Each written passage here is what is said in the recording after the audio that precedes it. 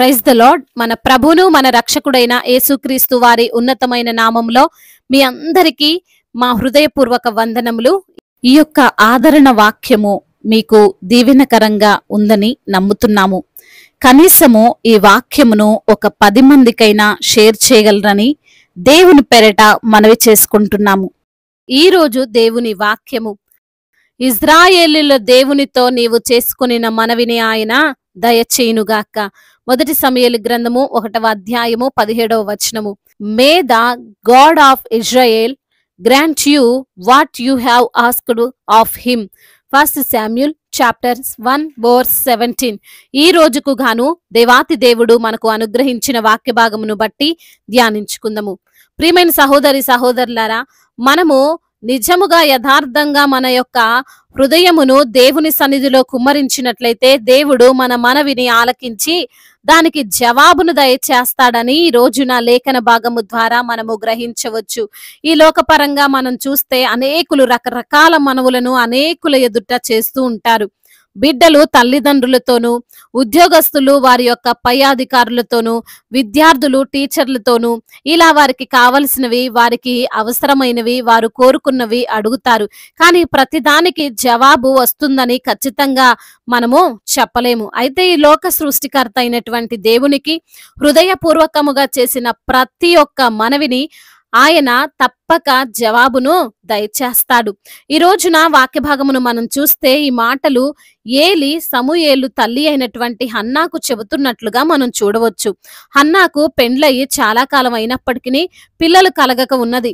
ఆమె ఒక గొడ్రాలుగా జీవిస్తుంది. అది ఆమెను ఎంతగానో బాధ పెడుతున్నప్పటికీ తన భర్త అయినటువంటి ఎల్కానా ప్రేమను బట్టి ఆమెకు పిల్లలు లేకపోయినా తన భర్తను చూసుకుని ఆనందపడేది. ఎల్కానాకు మరొక భార్య అయినటువంటి పెనిన్నాకు మాత్రం సంతానం ఉన్నది. ఆమెకు కుమార్తెలు కుమారులు ఉన్నారు. అయితే హన్నా ఈ విషయంలో వ్యసనపడలేదు. ఆమెకు కుమారులు కుమార్తెలు ఉన్నారు, నాకెందుకు లేరు అని వారి బిడ్డలను ద్వేషించలేదు, పెనిన్నాను ద్వేషించలేదు. కానీ పెనిన్నా మాత్రం ప్రతిరోజు హన్నా, నీకు పిల్లలు లేరు, నీకు పిల్లలు లేరు, నీవు గొడ్రాలివి, అయ్యో ఎలా అన్నట్లుగా ఆమెతో అనేది లేఖనాల్లో వ్రాయబడి ఉంది.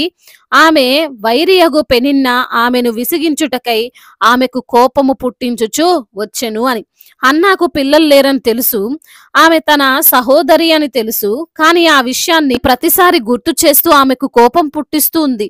తన భర్త అయినటువంటి ఎల్కానా మాత్రం దేవుని మందిరానికి వెళ్తూ బలులు అర్పిస్తూ వస్తుండేవాడు. కానీ హన్నా ఆ కోపంతో భోజనం చేయకుండా ఏడుస్తూ మందిరం నుండి తిరిగి వస్తుండేది. ఈ రోజున ఈ మాటలు వింటున్న ప్రియమైన సహోదరి సహోదరులారా, మన చుట్టుప్రక్కల, మన ఇంట్లో, మన బంధువుల్లో కూడా పెనిన్నా వంటి వారు ఉంటారు కదా. మనకు ఏదైతే కొదువుగా ఉంటుందో, ఏ విషయంలో అయితే వెనకబడి ఉంటామో ఆ విషయాల్లో మనల్ని దెప్పి పొడుస్తూ, విసిగిస్తూ, కోపం పుట్టిస్తూ ఉంటారు కదా. నీకు చదువు లేదు, నీకు జాబు లేదు, నువ్వు సంపాదించలేదు, నీకు ఇక ఈ జన్మకు పెళ్లి కాదు, నువ్వెప్పుడు ఈ పేదరికంలోనే మగ్గిపోతావు, ఇలా పలు రకాలుగా మన అనుకున్న వారే మనల్ని అర్థం చేసుకోకుండా విసిగిస్తుంటారు. అయితే ఆ విషయాలను బట్టి, ఆ మాటలను బట్టి మనము వ్యసన పడకుండా, వారిని తిరిగి ఏదో ఒకటి అనకుండా హన్నా వలె చేయగలిగితే వారి నోరును దేవుడే మూయిస్తాడు. కోపంలో ఉన్న హన్నా పెనిన్నాను కొట్టలేదు, తన భర్తను దూషించలేదు, ఇక నాకెందుకు ఈ జీవితం అని అవమాన భారముతో చనిపోలేదు. ఇంకా ఎక్కువగా ప్రార్థన చేసింది. ఎంతలా అంటే ఆమె నోటి నుండి కూడా మాట బయటికి రాలేనంతగా హృదయ వేదనతో ప్రార్థించింది. అన్నపానములు పుచ్చుకొనకుండా దేవునికి మొర్రపెట్టుకుంది.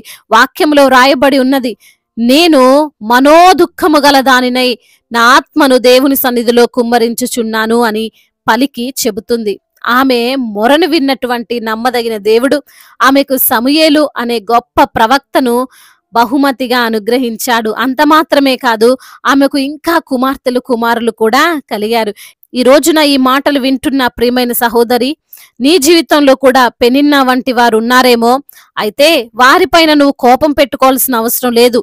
నీకు ఆశీర్వాదాలు రావడానికి వారే కారణమవబోతున్నారు. వారు అనే మాటలు, వారు వేసే నిందలు నిన్ను ఇంకా దేవునికి దగ్గరగా చేస్తాయి.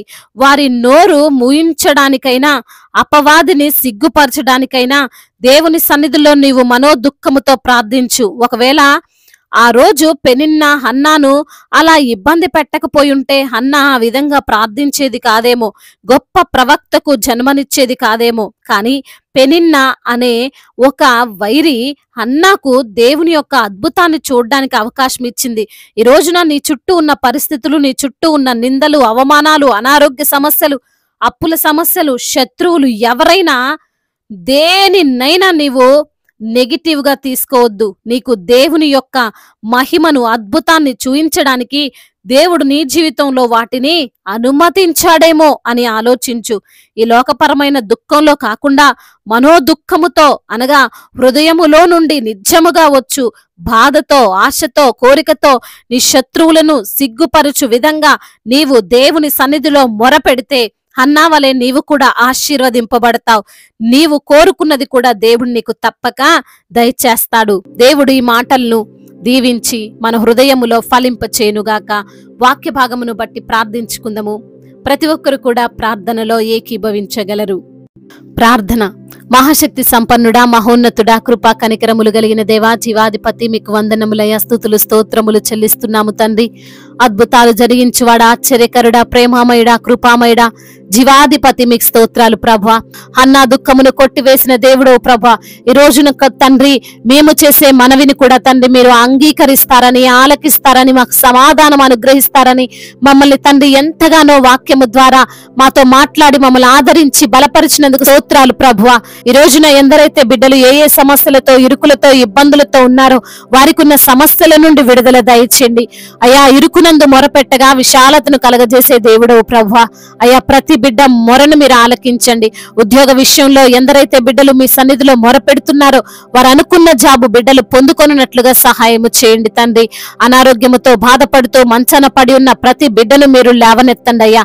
అయా, వారికి వచ్చినటువంటి తండ్రి ఆ యొక్క తండ్రి టెస్టులను చూసి ప్రభువా మరి తండ్రి దుఃఖపడుతున్నారేమో, టెస్టులన్నీ కూడా ప్రభా నార్మల్ వచ్చినట్లుగా సహాయము చేయండి అయ్యా. ఆర్థిక సమస్యలను కొట్టివేయండి తండ్రి. అప్పుల భారాల నుండి విడుదల దయచేయండి. అప్పు తీసుకునే వారిగా కాదు గాని అప్పు ఇచ్చే బిడ్డలుగా వారిని ఆశీర్వదించండి అయ్యా. అదే విధంగా చిన్న బిడ్డలందరినీ కాచి కాపాడండి. యవన బిడ్డలందరికీ మీరు తోడుగా ఉండండి. చెడు స్నేహాల నుండి బిడ్డలకు విడుదల దయచేయండి. అదే విధంగా నా ప్రభా, ఎందరైతే బిడ్డలు మరి వివాహ విషయంలో మీ చిత్తమును బట్టి మొరపెడుతున్నారు అయ్యా, మీ యొక్క చిత్తములో వారి వివాహము జరుగునట్లుగా కృప చూపించండి. సాటి అయిన సహకారిని వారికి మీరు అనుగ్రహించండి దేవా. మీ కృపను వారిపైన కుమ్మరించండి తండ్రి. అదే విధంగా నా ప్రభా, కుటుంబ సమస్యలను యేసు నామములో కొట్టివేయండి. భార్యాభర్తల మధ్య ఉన్న విభేదాలను తొలగించండి. అన్నదమ్ముల మధ్య ఉన్న విభేదాలను తొలగించండి అయా. అన్యోన్య దాంపత్యము గలవారిగా అయా ప్రతి బిడ్డను ప్రభా మీ సన్నిధిలో సాక్షులుగా నిలవబెట్టుకోమని వేడుకుంటున్నాం తండ్రి. అదే విధంగా నా ప్రభా, ఎందరైతే బిడ్డలు ఈ రోజున నా తండ్రి రక్షణ లేక ఉన్నారో వారికి రక్షణ దయచేయండి నాయన. అయ్యా, ప్రయాణాల్లో ఉన్న ప్రతి బిడ్డకు మీరు తోడై ఉండండి ప్రభా. వారి ప్రయాణం అంతటినీ తండ్రి అయా సుఖముగా క్షేమముగా జరుగునట్లుగా కృప చూపించండి తండ్రి. గర్భఫలము లేని బిడ్డలను మీరు జ్ఞాపకం చేసుకుని వారికి గర్భఫలాన్ని దయచేయమని వేడుకుంటున్నామయ్యా. ఇప్పుడే పుట్టిన చంటి బిడ్డలను కూడా మీరు దీవించండి. మంచి ఆరోగ్యమును వారికి మీరు దయచేయండి తండ్రి. అయ్యా, బిజినెస్ చేస్తున్న వారిని దీవించండి అయ్యా. వారి బిజినెస్ అంతటినీ తండ్రి ఫలభరితంగా ఉండునట్లుగా కృప చూపించమని వేడుకుంటున్నామయ్యా. అదే విధంగా కోర్టు సమస్యలు, ల్యాండ్ సమస్యలు అన్నిటి నుంచి కూడా విడుదల దయచేయమని బ్రతిమిలాడుకుంటున్నాం ప్రభా. అదే విధంగా మా భారతదేశాన్ని దీవించండి అయ్యా. సమాధాన దేశముగా, ప్రేమ కలిగిన దేశముగా, ఎటువంటి తారతమ్యాలు లేనటువంటి దేశముగా మా భారతదేశాన్ని తండ్రి ఆశీర్వదించండి ప్రభా. దీవించండి అయ్యా. అధికారులందరినీ కూడా మీరు జ్ఞాపకం చేసుకోండి ప్రభా. వారికి మీరు తోడుగా ఉండండి. జ్ఞానములు దయచేయండి, వివేచనను దయచేయండి. దైవజనులందరికీ మీరు తోడుగా ఉండండి ప్రభా. వారి యొక్క తండ్రి మాటను రూఢీపరచండి అయ్యా. సువార్థికులను బలపరచండి తండ్రి అయ్యా. మిషనరీస్ ని దీవించండి అయ్యా. మీ యొక్క బలము చేత, మీ శక్తి చేత, మీ ఆత్మ చేత వారిని నడిపించమని బ్రతిమిలాడుకుంటున్నాం. వారి మార్గాలన్నీ సరళము చేయండి తండ్రి. అదే విధంగా ఇతర దేశాల్లో ఉంటున్న ప్రతి బిడ్డకు మీరు తోడై ఉండండి. వారిని మీరే ధైర్యపరచండి, బలపరచండి. ఒంటరిగా ఉంటుండగా మీ సన్నిధిని వారితో ఉంచండి నా ప్రభ. అయా, దుఃఖములో ఉన్న బిడ్డలు వారి దుఃఖమును యేసు యేసు నామములో కొట్టివేసి సంతోషమును వారికి అనుగ్రహించండి దేవా. శాలరీల విషయంలో మరి తండ్రి, గృహ నిర్మాణ విషయంలో, ట్రాన్స్ఫర్ విషయంలో, ప్రమోషన్ విషయంలో మీకు మొరపెడుతున్న ప్రతి బిడ్డ మొరను మీరు ఆలకించి బిడ్డలకు సమాధానమును అనుగ్రహించమని వేడుకుంటూ తండ్రి, ఇంతవరకు చేసిన ప్రార్థన అంతటిని మీ పాద సన్నిధిన చేర్చుకోమని మానాథుడు, సర్వశక్తిమంతుడు, సజీవుడు, బలవంతుడైన యేసుక్రీస్తు వారి శ్రేష్టమైన నామములో ఈ ప్రార్థనను అడిగి వేడుకొని పొందుకొని ఉన్నాము మా ప్రియ పరలోకపు తండ్రి. ఆమేన్. ఈ రోజు పెళ్లి రోజు మరియు పుట్టినరోజు జరుపుకున్న వారందరినీ దేవుడు దీవించి సకల మేలులతో, సకల ఆశీర్వాదములతో, కృపాక్షేమములతో, శాంతి సమాధానముతో దేవుడు మిమ్మల్ని నింపునుగాక. మీ యొక్క ప్రార్థన అవసరతలను మాకు తెలియజేయగలరు. మీ కొరకు మేము తప్పక ప్రార్థిస్తాము. మొదటిసారిగా మన యొక్క ఆదరణ వాక్యం చూస్తున్నట్లయితే తప్పకుండా సబ్స్క్రైబ్ చేసుకోగలరు. ఈ వాక్యం మీకు ఆశీర్వాదకరంగా ఉండినట్లయితే అనేకులకు కూడా ఈ వాక్యాన్ని పంపి మీరు కూడా దేవుని యొక్క రాజ్య సువార్తలో పాలిభాగస్తులు కావాలని దేవుని పేరిట మనవి చేసుకుంటున్నాను. May God bless you all. దేవుడు మిమ్మల్ని దీవించి బహుగా ఫలింపజేసి విస్తరింపజేయునుగాక.